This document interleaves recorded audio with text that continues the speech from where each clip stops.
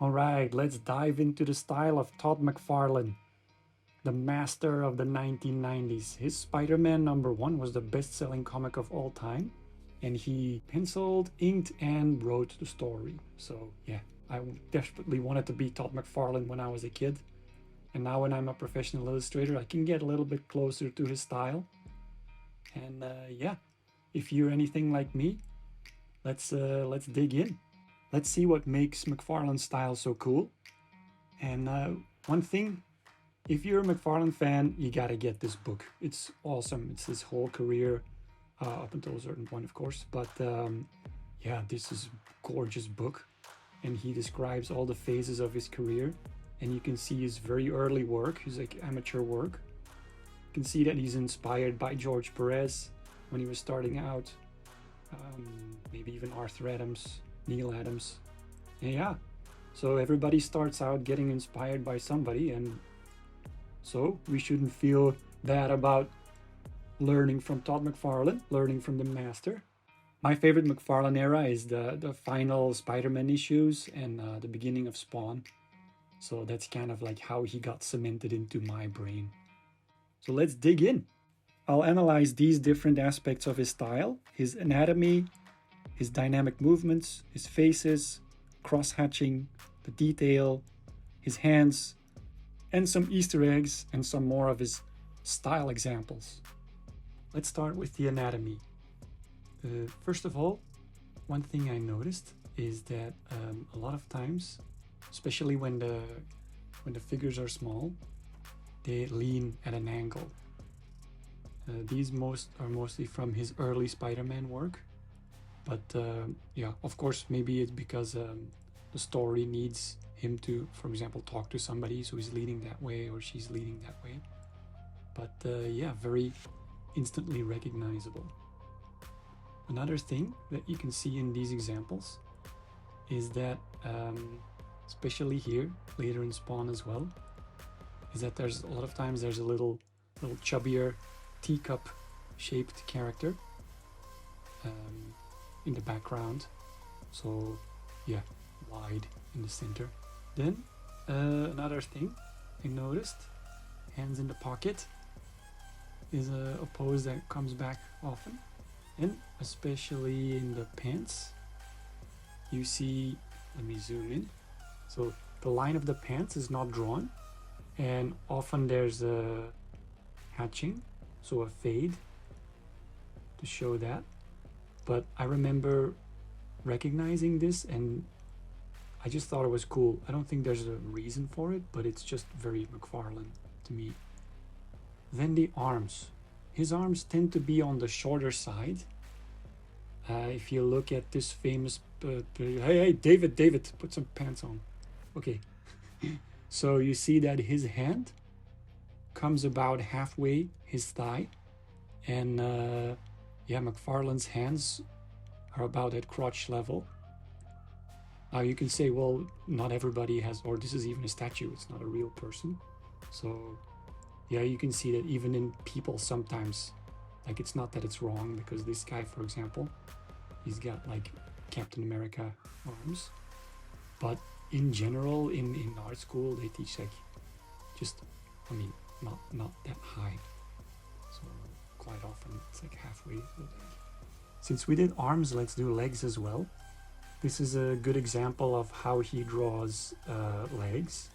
So if you just think through what this is, then it's kind of two ovals in each other. So easily explained, it's two arches, and yeah, this is actually still the butt arch. So think that it starts from there.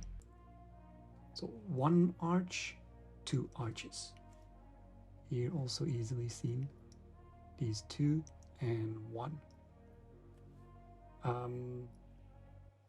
One thing that some of his contemporaries don't do, or most of his contemporaries don't do, is that he doesn't really, so most superheroes artists like to draw very narrow waists because it makes heroes look powerful. So you have the abs, butt, legs, muscular legs. So especially if they have a belt, then the belt is quite narrow, right? So my smoothing's not on. So the latissimus dorsi, abs, pecs, and then muscular butt, the double, yeah.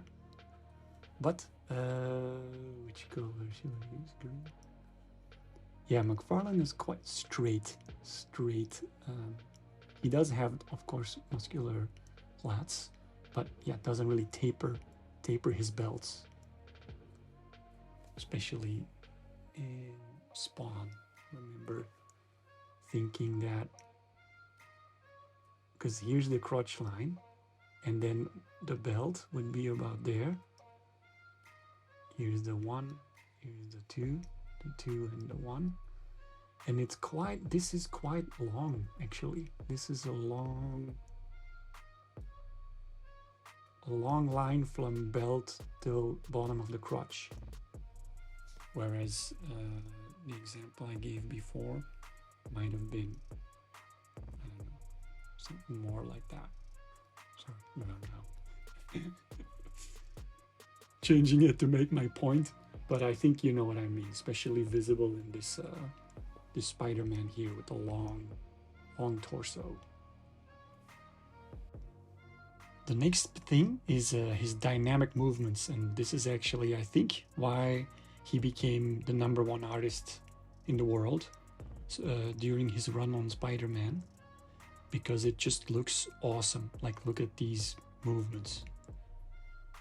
It's just completely new, and other artists before him didn't draw like this. Of course, he also famously invented the spaghetti webbing, but just the contortions of the body and the depth, the perspectives, it was just so cool. At the time, I couldn't analyze it, but it was just cool. Well, that's all I saw. Cool. But yeah, let's analyze it now. So even he said himself in the interview he did with Stan Lee. Stan Lee interviewed him about drawing, and he gave this example of getting the head and the hips, pelvis. So get them as far apart as possible.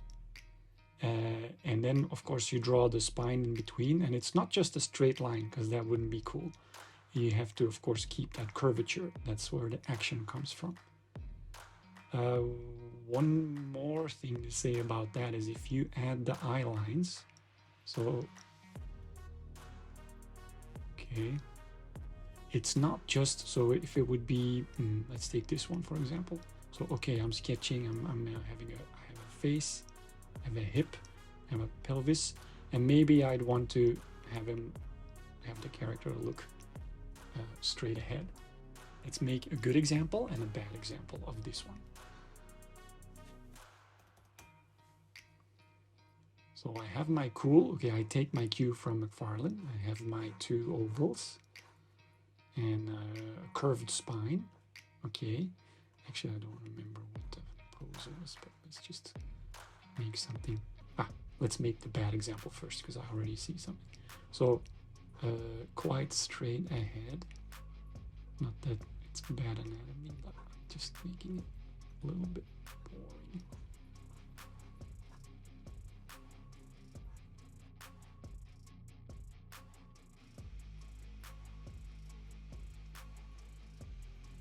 Okay, that's my bad example. Now, let's do a good example. So, back to the sketching. Take my cue, 2 circles,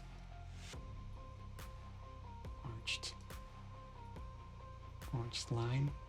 Now I want to take the point I mentioned before. So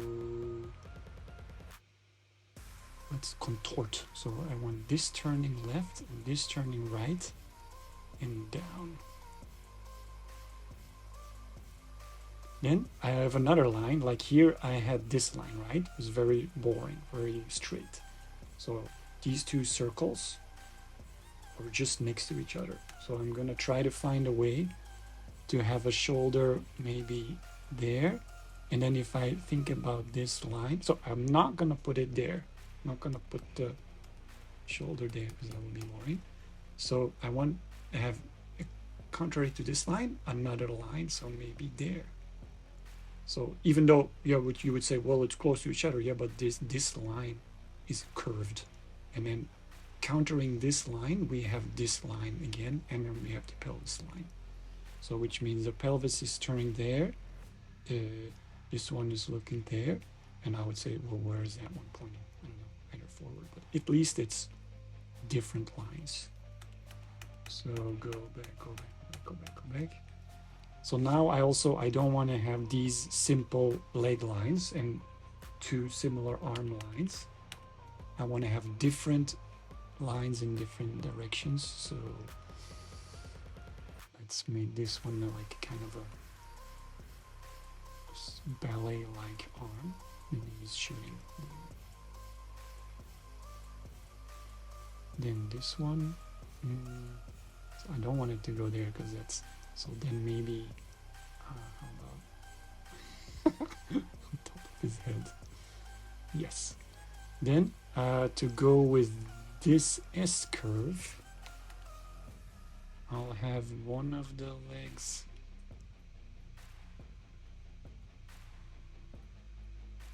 go there. Where can I have the other leg go then? I could have the other leg go there, but again, that's too evidence. Where am I gonna have that leg go?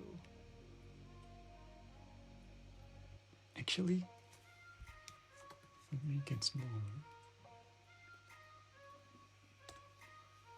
can I have it go kind of to stick with this graceful arm? I'll have the leg also be really graceful. So arch, counter arch, calf. Yeah. And then why not rotate the whole thing upside down? Okay, that's gonna be hard to draw, so I'll just turn it in the end. So that's my sketch. Now I go over it with a little bit darker. Hey, hey, hey.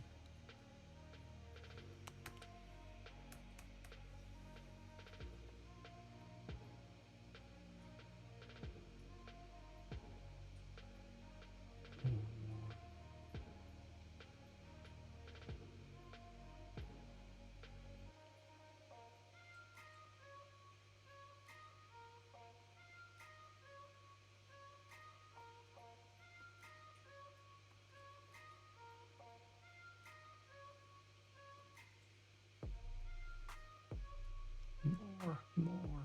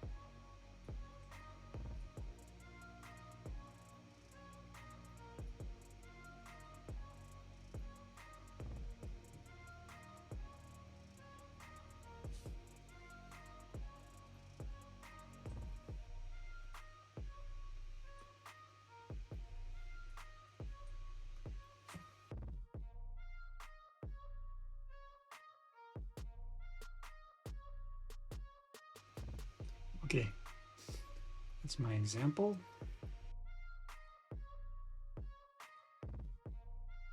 So yeah, that's which one of these is more dynamic? Obviously this one, and that all comes from thinking about those two shapes. Now one other thing is he even does that So sorry, this Wolverine is a different case, but I just, yeah, he's also obviously heroes as well. Those arches, yeah. The thing, or why I wanted to show these two, is that he does that even in the acting parts. So the non-action things are gorgeous. So this shape, this tight, so looking down, then the shoulder, very different. The hips, so the hips pointing there, the shoulders pointing there, the eyes pointing there. Then you have this dramatic curve here. Chuck. And then the leg, beautiful lines going everywhere. Same here, up. Here's a shoulder, there's a shoulder. Eyes, very down. This straight line, but then this curved line with the hand. Not just a hand like this, but also a kink in the hand. Very interesting lines. Next is his heads, and the first thing is that's obvious when we look at these is there's kind of three mouth shapes. So the first one, which you see here, very similar, is just kind of a diagonal line, and then the underlip goes into that line, and then you have the shadow of the underlip. Or maybe if you want teeth, then it's like this. Then the second one, kind of a grin, so this corner of the mouth, and here you can see it a little bit in this left Wolverine, but I didn't find an exact example so quickly, but sometimes it's like a broken line, like that was very popular with Jim Lee, Will Spartaccio, the broken line, and then again the underlip shadow. Bigger maybe if it's like that. Shadow underlip. Then there's this grin, often in silhouette. So yeah, self-explanatory. So the underlip, kind of an inverted curve, and then depending on how close it is, the detail of the teeth. By the way, this I don't talk specifically about the hair, but this is very McFarlane hair, that frizzy hair. It's good to turn the smoothing off for that, because it has to have kind of sharp edges, and make your brush small, because it becomes like smaller and smaller. Yeah, getting with some smaller hairs getting out of it. I think this is inspired by Frank Miller, The Dark Knight Returns. I feel like that's kind of that style. Quite often the heads look down, so you would have to have like this underline drawing, right? And kind of a square jaw. This dip, rounder than that. So let's make like a new superhero. Also the eyes, like in the Superman eyes, like this inverted triangle. Very typical.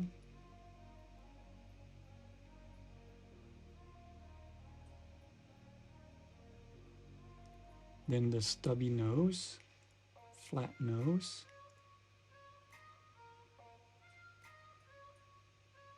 Couple of lines. Then let's give him the classic diagonal mouth.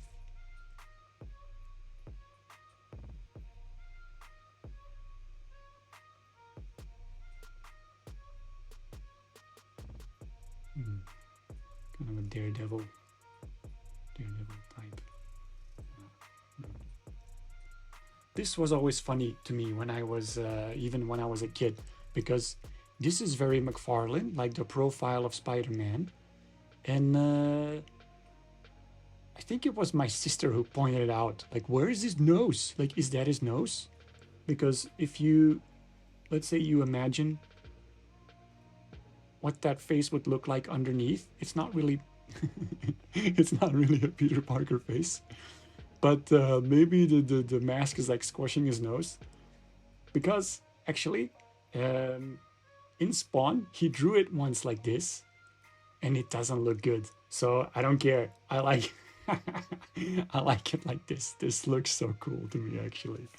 Like, I was angry at my sister. I was like, yeah, that's his style, okay? Because yeah, if you draw it like with it, no, this doesn't look good. Okay, just a joke on the side. Okay, his women. His women, yeah, I think very beautiful. So almost no lines except if it's kind of a close-up. You have that same stubby nose.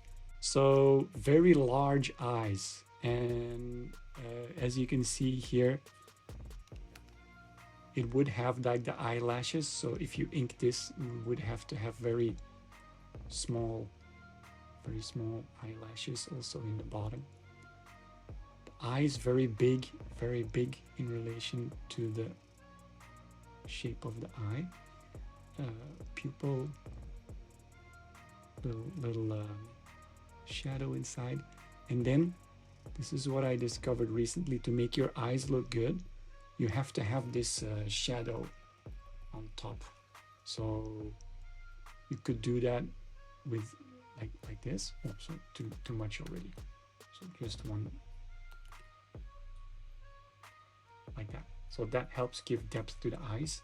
And the way McFarlane does that, losing the detail a little bit, but do first a little bit actual black, and then very light lines to fade out. Looks really nice. Okay, then the mouth.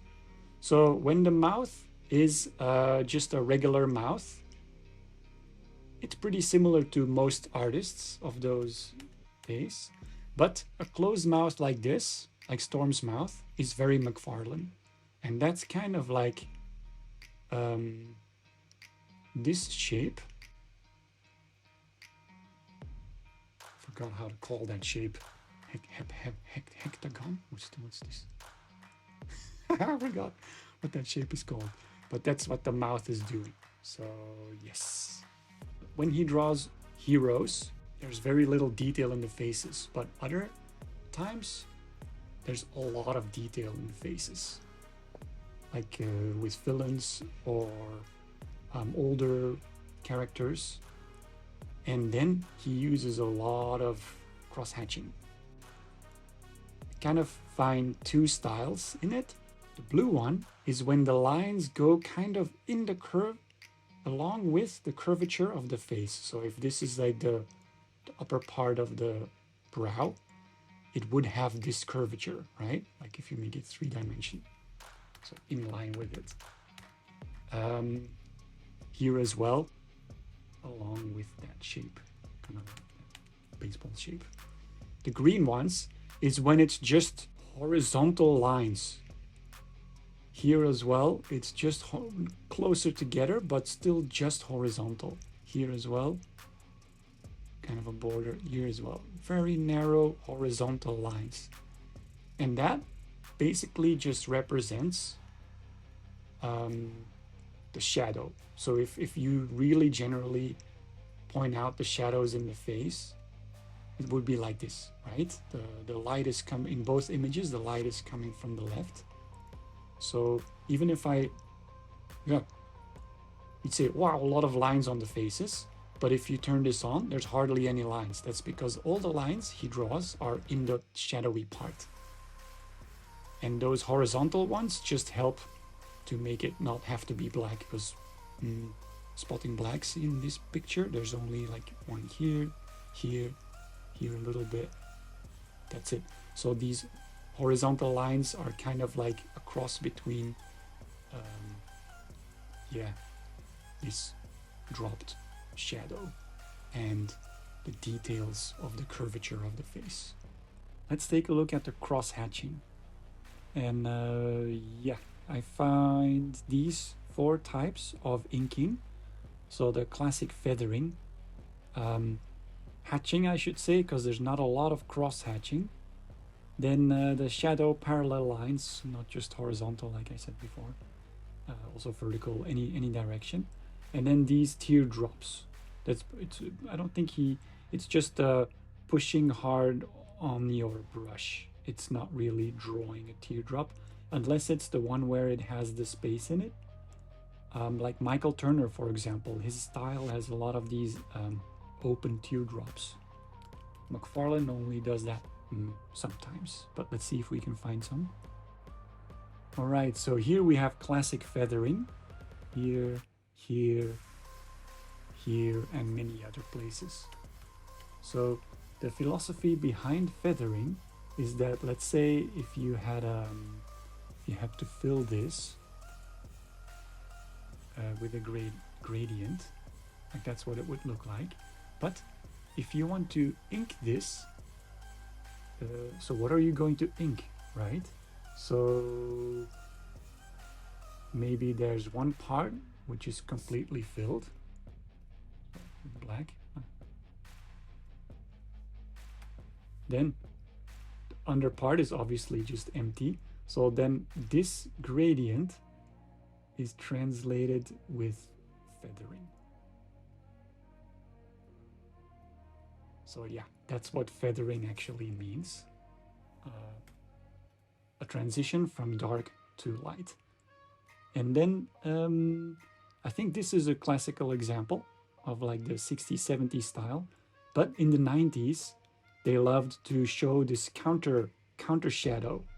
So, or counter light, sorry. So let's say the main light comes from there. So this is the shadowy part. But if the light from the moon bounces off something and reflects on his knuckle, you have this counter light, which is why this isn't just filled in with black, but it has still like a fade. Yep. Here,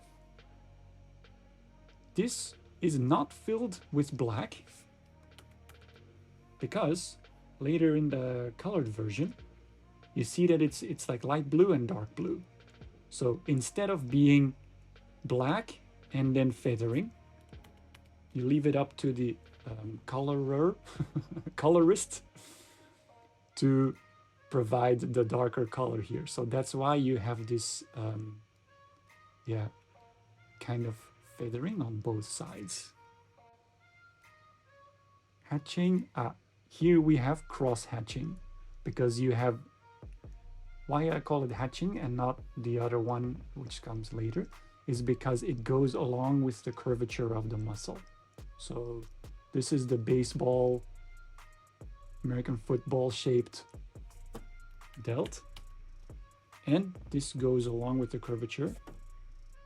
Let's see, the other one also goes along with the curvature. So it's this and this. And where they overlap is the cross hatching. But regular hatching, McFarlane does a lot more. Let's say here. Okay, the third one is parallel lines. So like I mentioned in the, like when I was talking about the face, this is just straight lines that don't follow the muscle curvature at all. This one as well doesn't seem to follow. It's just a shadow. Here, obvious there. This one, very obvious, because this is even one shape and a deeper shape. So the inking isn't going along with the shapes, but it's literally going across two shapes. So that means this is just meant as a shadow as well. Here, very obvious shadow inking. And we have the teardrop. Let's find some teardrops. Here, perfect example of a teardrop. Here, some teardrops. this arm here has all of them included as well. So we have feathering, classic feathering. We have some of those little teardrops. Then we have the parallel lines. Oh, very good example of the parallel lines. Very tight. Now with Spider-Man, his suit itself already has so many lines that it's kind of hard to see the inking, but we can see them as well. Basically here we have parallel lines going on. Parallel lines. Feathering. I would say hatching because it's kind of with the calf, like you'd have the calf muscle there. So if this is the calf muscle, then yeah, the baseball shape would be like this. So yes, I think almost, yeah, kind of a mix. Next is the detail that Todd puts in his work. This is an older Spider-Man issue, and this is very typical.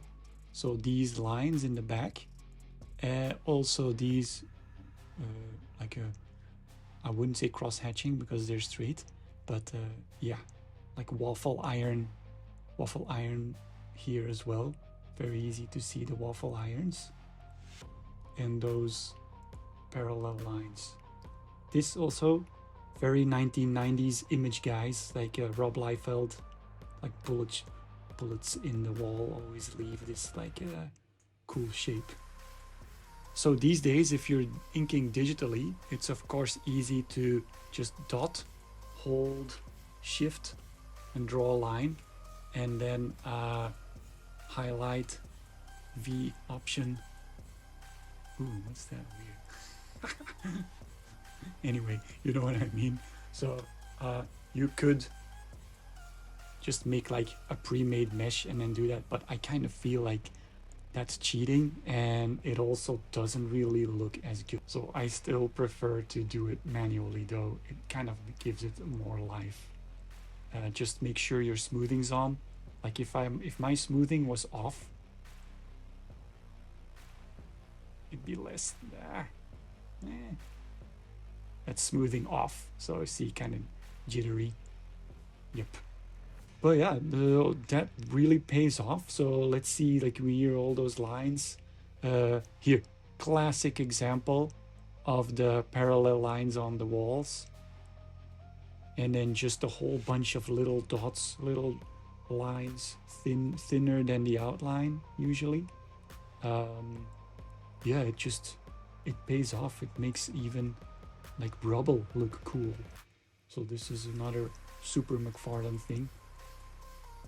And even though it obviously takes a lot of time, he was actually known as a fast artist, as opposed to Arthur Adams, who puts a ton of lines in his work as well.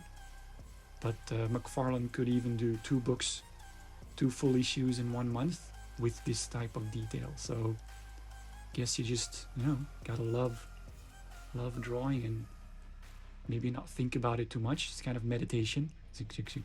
Just think where the shadows will fall and add some lines. One of McFarlane's biggest strengths is his acting in his hands. And in the interview with Stan Lee, he also mentions that when he was in college, he used to watch his teacher's hands a lot. And he realizes that, people act with their hands. When they're talking, they move their hands. And yeah, they're very dynamic. So if you think about how many curves there are everywhere, also using hands in perspective, which is quite hard to draw actually, but he does it very well. A lot of times you'll see, so the centerpiece of the frame is just a head and hands. A head, hand, head, hands. Or you're like acting hands and somebody in the center. These hands are very typical as well. So the wrist, of course, also very pronounced muscular underarms. So if I'm just sketching my wrist, my underarm, so muscular,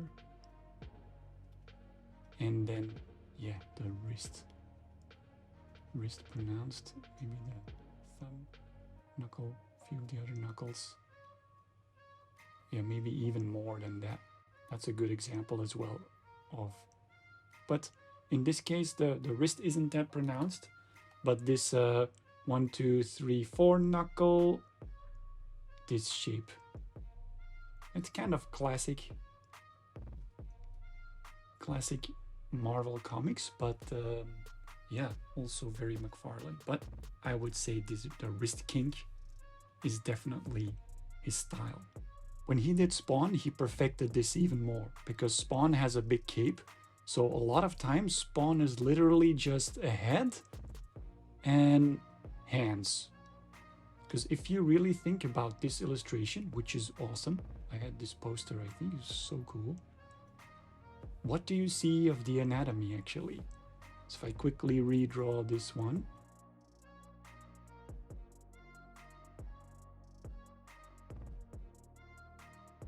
so I have an upper body, but I don't even see the shoulders because of the detail, like the chains and stuff. I don't even see the biceps. I just see a little bit of the pecs. See an underarm. I don't see the traps, shoulders, nothing of that part. This is actually even just chains as well. You don't really see anatomy. So that's it. That's all you see. A head, some pecs, and arms. Hands and arms. So yeah, very important for a cool McFarlane drawing. All right, then some Easter eggs and particular style things he does. One thing I really liked about McFarlane as well is his way to draw buildings. So very narrow, tall buildings.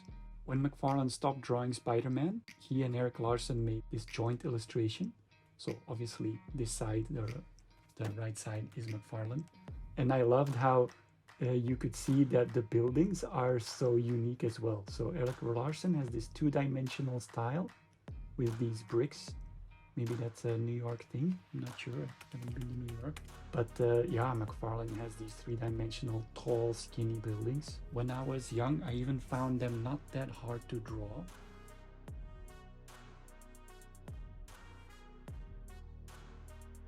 Okay, obviously I'm doing it quick here, but you get the idea. Pretty standard formula, and it looks cool. Then one more thing I noticed was Felix the cat. This character wasn't really popular in Europe, so yeah, I had to ask somebody from my family who lived in America, but this is, yeah, Felix the cat. B-movie Mickey Mouse, I don't know. You'll have to tell me. But yeah, Felix the cat, cameos. If you would ask my younger self what the coolest thing about McFarlane was, then it's definitely Black Suit Spider-Man. I loved this version so much that I had my mom make me a costume and yeah, climb the roofs with that thing. I don't know why. It's actually, I did a style challenge a while ago on Instagram to recreate the style, and as you can see, I went off of this Black Suit Spider-Man, but I made his arms a bit straighter, and I basically just studied how to do the negative space curving of the muscles. Now that I look at it again, I see that could be better. I also really, I didn't do Mike Seg justice, sorry about that. Redo that one. But this is a good example of how he did it in a different way than the other artists back then did. Like this Mike Seg style was quite popular. I think he was also the one who, was he the one who invented the black suit actually? Or drew it first? Maybe. Yes, so usually people just drew a blue highlight. This is a little bit more detail with like negative feathering. But yeah, McFarlane, let's just look at him.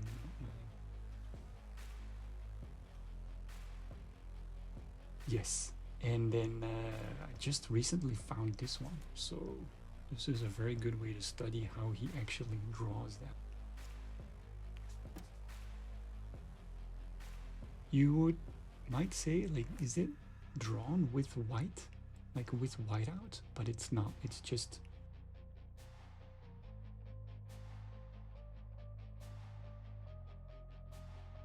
so there's actually a few ways to go about this if you think about it. So what if I lasso tool this, all the black parts, and then with my eraser I just trace the lines. Like that would be a way to get that effect, right? So I guess pre-digital that would be drawing with whiteout, but I don't think you would. How would you even reduce the opacity of the? No, that wasn't the way he did it. So yeah, as you can see from that original, he literally just, so this was his penciled, drew one part, and then meticulously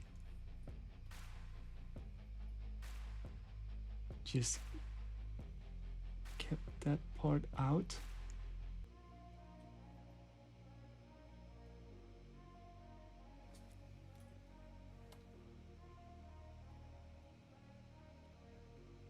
Which is, as you see now, time consuming even digitally.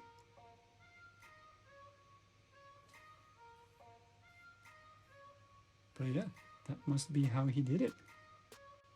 Yeah, as you can see here, it's an inconsistent thickness, so it's actually just drawing the negative space or the staying out of the pencils and then later erasing the pencils. But yeah, like if you imagine, like if other people just had this other style of just like filling it in with black and just keeping a little bit on the outside, then this, yeah, just like shows how much you care. Like keep still doing the muscles. Yeah, I love it. This was just the top for me, and especially this one. I mean, how cool is this drawing, right? The yellow, the blue, the webbing, the dynamic, awesome. The detail in the webbing, in the buildings, even that foot, like just all the types of hatching, of inking are included. Like just the dedication to spend the time on even going there, even doing that. Like that's why he was and is number one to me.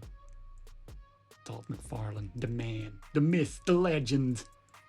Thank you for watching till the end, and yeah, check me on Instagram. I do a lot of those style challenges I showed earlier there, and I'm sure McFarlane will come up pretty soon again. And this was a lot of fun. So of course McFarlane is my number one, but I want to delve into other artists like this as well. So let me know in the comments if you want me to analyze another artist like this. Bye!